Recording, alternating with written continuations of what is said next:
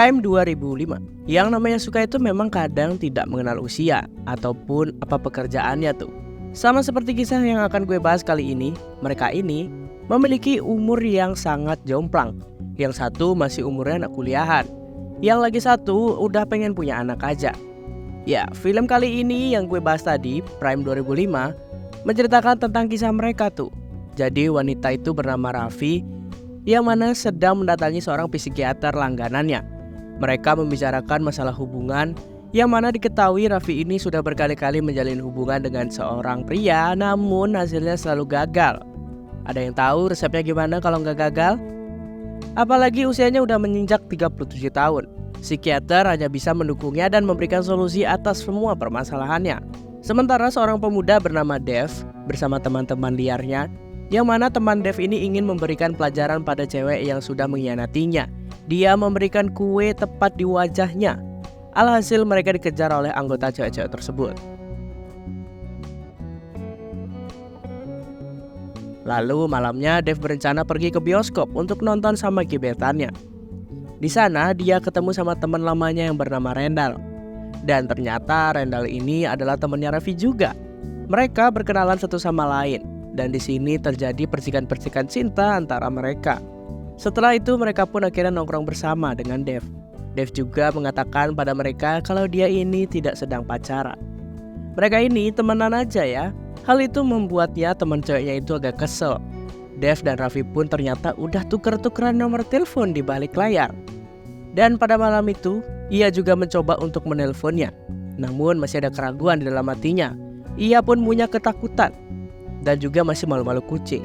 Tapi pada akhirnya, dia memberanikan diri tuh untuk mengajak Raffi untuk ketemuan. Raffi yang tinggal di sebuah apartemen yang cukup bagus, Dev pun akhirnya menjemputnya di sana. Dan mereka akhirnya dinner bareng.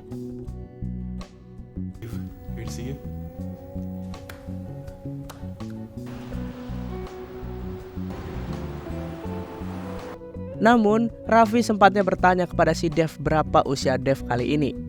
Awalnya, si Dev ini gak mau jawab karena takut si Raffi bakal mundur dan tidak mau dengannya. Namun, pada akhirnya dia berkata jujur kalau usianya masih 23 tahun. Usia mereka sangat terpaut jauh tuh. Ya, meskipun begitu Raffi merasa nyaman dekat dengan si Dev. Mereka pergi mencari tempat yang lebih sunyi supaya bisa lebih akrab dan juga bisa begitulah. Siapa yang gak tahu? Hitungannya gercep banget si Dev nih ya. Baru sekali ketemu udah bisa ngajak ke tempat yang sepi. I like beer. Drink anything. It's like Raffi menceritakan kejadian ini kepada psikiater. Mukanya terlihat sangat bahagia dan lebih bersemangat tuh. Psikiater itu pun ikutan bahagia akan hal tersebut. Sambil ia bertanya berapakah usia pasangan si Raffi tersebut. Mulai dari sini mungkin hubungan mereka akan terasa lebih berat. Karena psikiater Raffi itu ternyata adalah ibunya Dev sendiri. Sungguh di luar nalar bukan? You deserve this. Dev juga cerita kalau dia menjalin hubungan dengan seorang wanita yang usianya di atas dirinya. Ya, meskipun begitu dia ingin serius kepadanya. Tentu saja pernyataan Dev tersebut mendapat pertentangan dari sang ibu. Then why do you have to do this? There is so this. To what? We're strong in numbers here. don't you value your Dev dan Raffi pun terus melanjutkan hubungan mereka. Tentu saja tidak lepas dari yang namanya Yeah, it's chicken noodle. I've never seen this one before. What year? Hingga keesokan harinya Raffi kembali datang ke psikiater. Di sini ibunya Raffi bertanya lebih detail tentang kekasih si Raffi, di mana ia tinggal, berapa usianya dan apapun pekerjaannya yang dilakukan. Dan hasilnya ternyata cocok apa yang dikatakan Dev malam itu. Mamanya Dev mulai panik nih, dan ini adalah sesuatu yang tidak benar dan tidak lumrah pada umumnya. Udah gitu hubungan Dev juga tidak berjalan dengan sangat mulus. Ditambah lagi anaknya itu masih menjalin hubungan dengan pasiennya sendiri.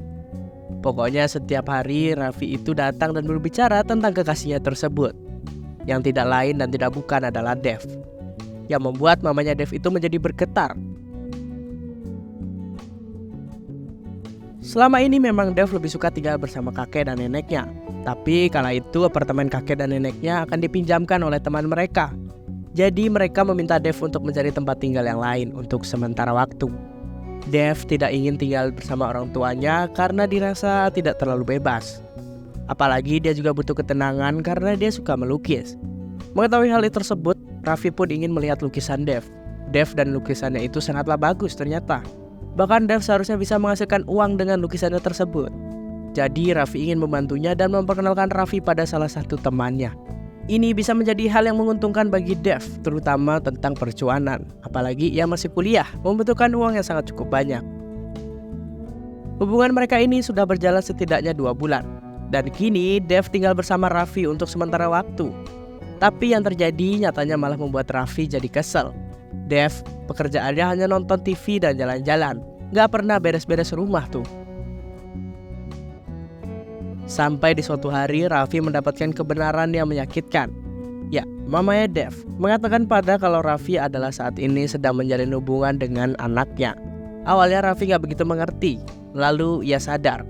Mamanya Dev mengatakan ini demi kebaikan mereka berdua. Mereka ini terpaut jauh usianya dan tidak mungkin akan berhasil menuju ke depan. Raffi pun menginginkan pernikahan mereka dan Dev yang masih muda ingusan itu belum punya pekerjaan apalagi bisa membuatnya hancur. Keadaan pun mulai kacau. Raffi tidak menyangka hal ini bakal terjadi. Lalu Dev pun marah-marah kepada ibunya sendiri.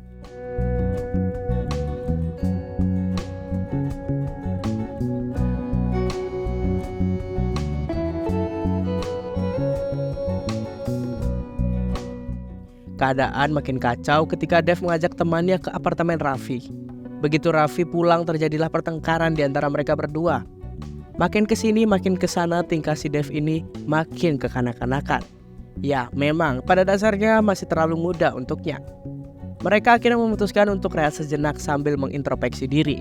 Namun di balik kesedihan tersebut ada berkah untuk Dev. Jadi temannya Raffi ini yang punya galeri seni ingin melihat lukisan si Dev. Ia tertarik dan ingin membeli lukisan tersebut dengan harga yang cukup tinggi.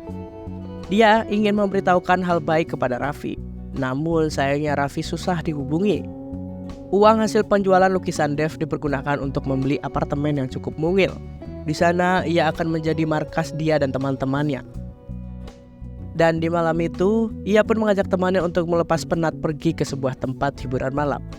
Ya, ujung-ujungnya Dev memperlakukan pegawai di sana dengan kerja kelompok dengan seorang gadis. Ternyata gadis tersebut juga temannya Raffi.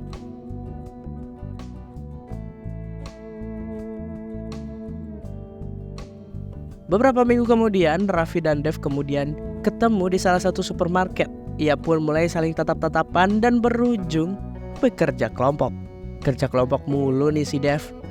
Ya, pada akhirnya mereka pun kembali. Dev mulai berbicara kepada ibunya kalau dia ingin menjalin hubungan serius dengan si Raffi.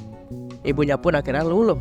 Dan mereka mengatakan untuk mengajak makan malam bersama si Raffi. Dan ia juga akan mengundang keduanya dan duduk bersama dengan mereka. Semuanya berjalan mulus.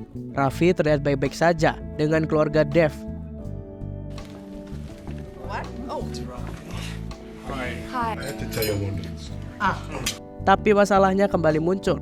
Cewek yang sempat bersama Dev di hiburan malam tersebut ternyata keceplosan dan berbicara tentang kejadian malam itu. Hal tersebut didengar oleh si Raffi di tempat kerjanya. Alhasil Raffi pun marah kepada Dev. Hubungan mereka pun kembali retak. Dev pun berbicara kepada ibunya dan ia pun menasehati si Dev. Hidup itu bukan hanya tentang cinta, namun juga tentang tanggung jawab. Dan yang lebih penting bagaimana kita bisa menyikapinya. Buset. Dev pun mendatangi apartemen Raffi dan meminta maaf. Dia mengaku salah dan dia khilaf.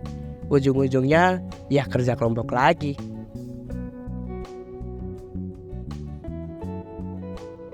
Delapan bulan pun berlalu. Semenjak itu Dev kini sudah bisa menghasilkan uang sendiri. Dan kala itu topinya tertinggal di sebuah kafe. Di sana ia melihat Raffi bersama teman-temannya dan mungkin bersama kekasih barunya. Ya benar, hubungan mereka telah berakhir. Mereka memutuskan untuk berpisah dan menjalin hubungan mereka masing-masing. Mereka pun pernah punya cerita. Dan sampai kapanpun cerita itu akan tetap ada. Itulah tadi alur cerita film Prime 2005. Jika kalian suka, pencet tombol subscribe dan nyalakan loncengnya dan share kemanapun ke dunia. Bye.